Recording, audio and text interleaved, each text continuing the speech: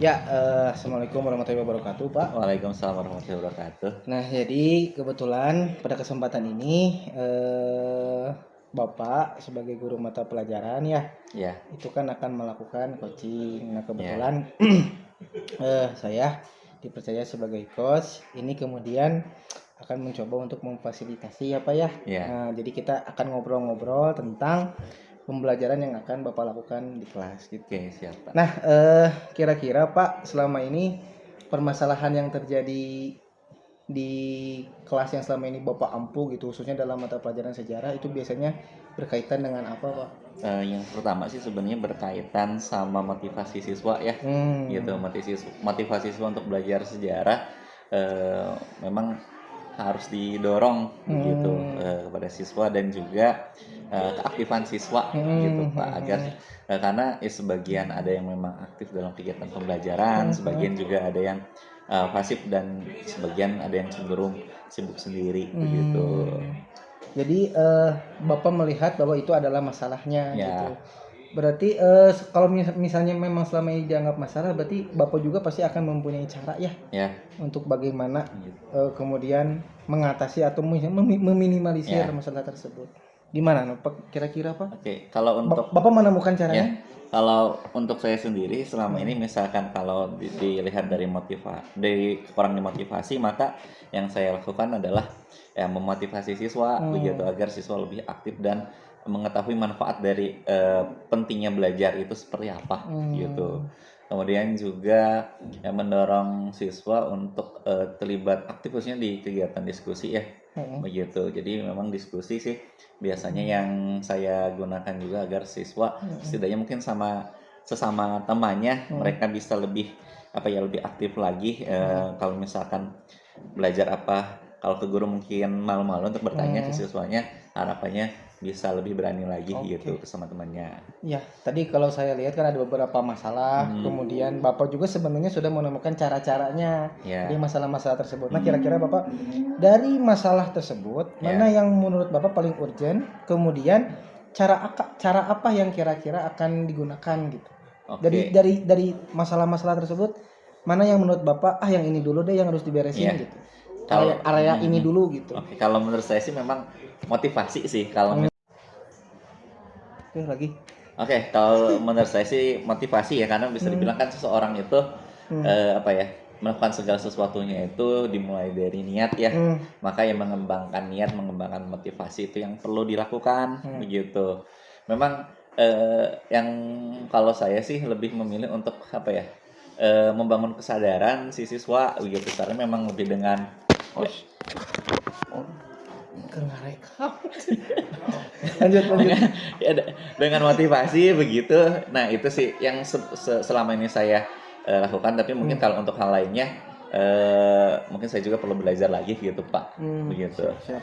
Tapi minimal Bapak sudah mengetahui mana yang memang area pengembangan yang Bapak di dalam pembelajaran Iya. itu yang Bapak itu akan coba fokus gitu. Ya. Kan gitu ya. Nah, kira-kira Pak, tadi Bapak sebenarnya sudah menemukan cara nih secara umum Ya. gitu kan. Tapi kemudian bisa didetailkan nggak Pak caranya Gimana? gitu? Oh ya, Dari kalau cara saya sih Bapak lebih itu. lebih selain motivasi juga sebenarnya diskusi kepada siswa gitu dalam proses tanya jawab sebenarnya di awal pembelajaran gitu agar siswa sendiri berpikir gitu. Oh iya ya istilahnya bahwa misalkan apa ya bisa dibilang banyak hal yang sebenarnya mungkin belum kita ketahui dan mengetahui hal baru itu sesuatu yang menarik gitu. Ya. Oh, jadi gitu ya. Ya. Jadi memang cara Bapak kemungkinan besar akan seperti itu Ya. gitu.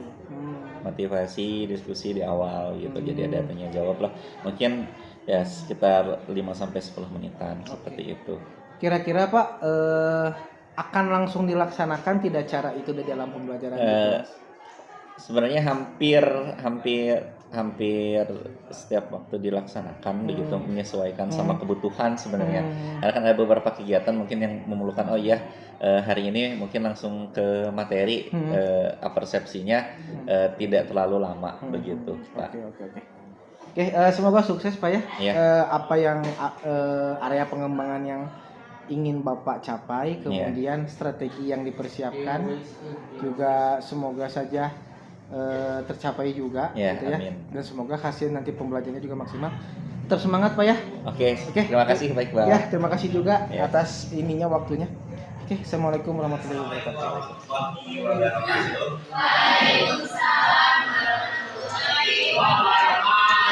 Oke, bagaimana kabarnya hari ini? Faisal semangat ya. Semangat selalu Faisal.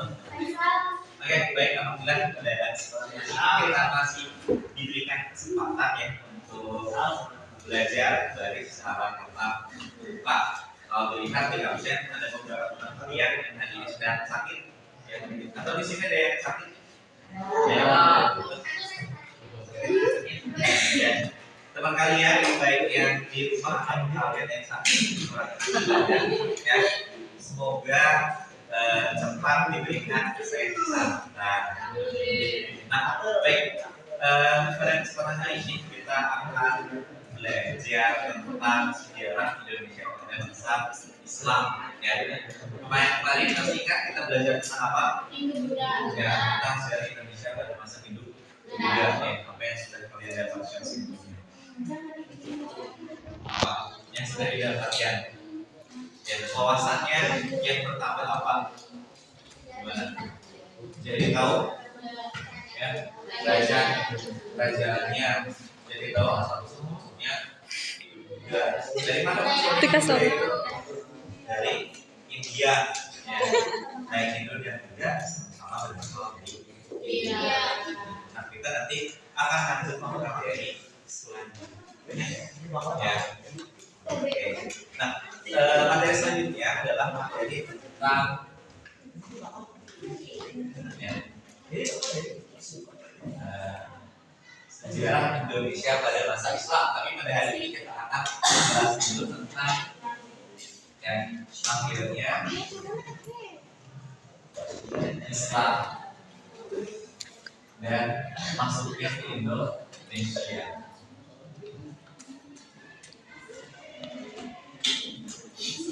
Tapi sebelum pada materi, Bapak mau bertanya pada kalian.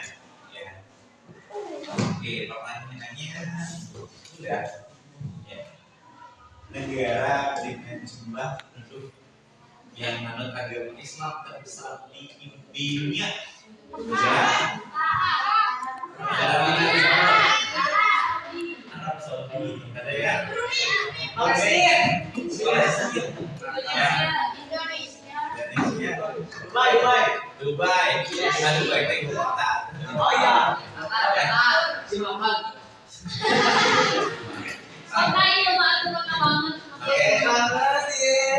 Negara dengan jumlah penduduk Islam terbesar di dunia adalah Indonesia. Indonesia terbesar di dunia ya. Oke, kalau misalkan dilihat dari persentase, mungkin harus lebih besar persentasenya ya. Indonesia itu hampir 90%. Tapi kalau dilihat dari total jumlah keseluruhannya, Indonesia yang paling besar. Indonesia sendiri jumlah penduduknya sekitar 275 juta jiwa dan hampir 90% memeluk agama Islam. Jadi sekitar 240-an juta lebih ya. Nah, ada yang tahu kenapa kok bisa masyarakat Indonesia ya memeluk agama Islam? Ya. Padahal kalau bisa dibilang jauh dari Arab ya. Kenapa orang Indonesia bisa memeluk agama Islam? Ada yang tahu? Tidak menggunakan Islam. Tidak menggunakan Islam. Oke, nah untuk lebih detailnya lagi, nanti kita akan pelajari pada kesempatan kali ini. Yes. Ya. Islam ke Indonesia. Sekarang kita akan bahas masuknya Islam ke Indonesia.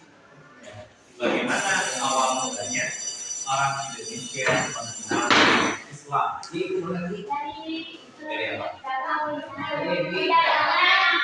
Awalnya, ya, para sejarah menganggap bahwa masuknya Islam di Indonesia itu akibat adanya kegiatan perdagangan. Tapi perdagangan itu hanya pintu masuknya, karena nanti Islam sendiri ya menyebar Indonesia dengan jalan-jalan yang lain, dengan jalan yang beragam. Ya. Ada jalan apa? Perkawinan, ya perdagangan perkawinan, terus ya dakwah, pendidikan, dan juga dunia. Nah, di situ juga Bapak kasih ini ya di media PPT yang sudah Bapak share kepada kalian. Islam sendiri kehadirannya ya atau bisa dibilang peninggalannya ya bukti kehadiran Islam di Indonesia itu bisa dilihat dari dua hal, dari bukti arkeologis ya dan juga catatan atau pemerintahan asing begitu ya. Di antaranya arkeologis ditemukannya ya batu nisan Fatimah binti Maimun yang menandakan bahwa ya pada saat itu Islam sudah masuk gitu. Kemudian ada catatan yang berita dari luar gitu, contohnya ada yang terkenal salah satunya cerita dari catatan dari dinasti Tang yang menceritakan bahwa sebenarnya Islam itu sudah ada sejak masa zaman Sriwi. Jadi karena di Sumatera sudah ada perkampungan orang-orang Arab ya, dagang Arab gitu. Kalau yang kita orang. Nah, kita bahas tentang teori ya masuknya Islam. Nah, teori masuknya Islam itu kalau yang Bapak sampaikan di media bacanya itu ada 4. Ada teori bicara Arab, Persia, dan ada teori Cina. Nah, untuk mempelajari itu lebih lanjut, nanti kita akan laksanakan kegiatan diskusi kelompok ya. Kelompoknya lebih mudahnya kita berhitung saja atau ini ya berapa? Berjajar aja ya.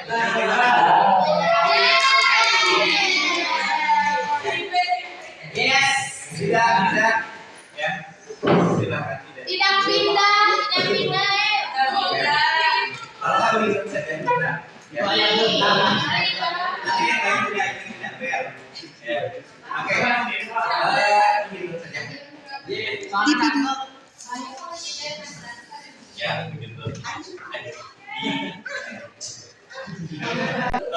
Bisa dibilang cari tahunya. Itu spesifiknya. Cari tahu siapa penduduknya, bagaimana pernyataannya, dan apa ada ya. Bapak kasih waktu untuk kalian. Yang itu ya. Spesialis. Silakan.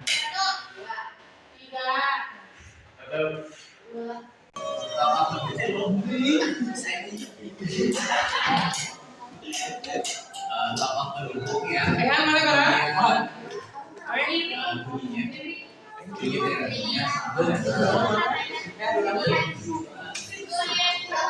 Oke, dan kita ya. Silakan diperhatikan dulu.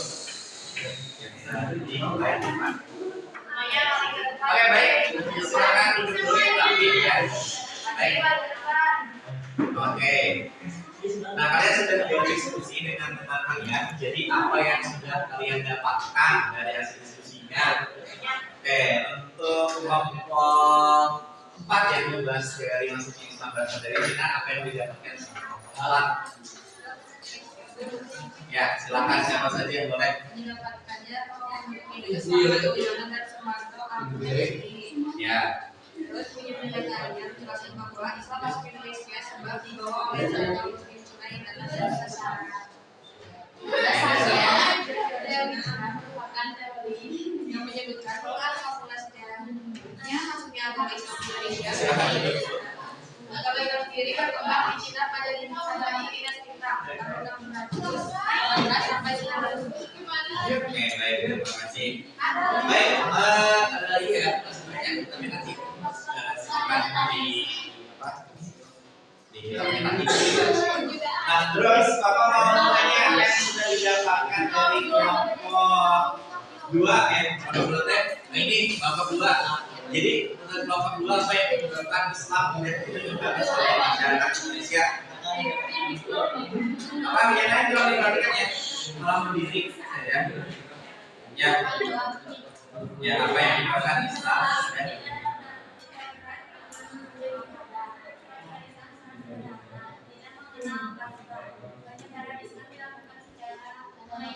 Oke, jadi sudah tahu ya bahwa kenapa Islam sudah diterima sama masyarakat Indonesia karena masuknya mudah, ya ibadahnya sederhana, ya jadi sebarkan lewat jalan.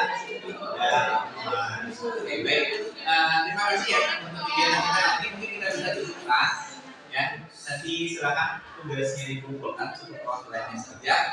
Gitu. Semoga bisa bermanfaat dan menambah wawasan kita ya menambah pengetahuan sudah selesai kita akhiri saja.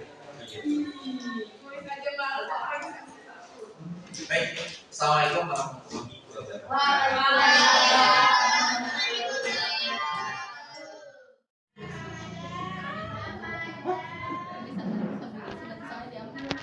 Ayo, Pak.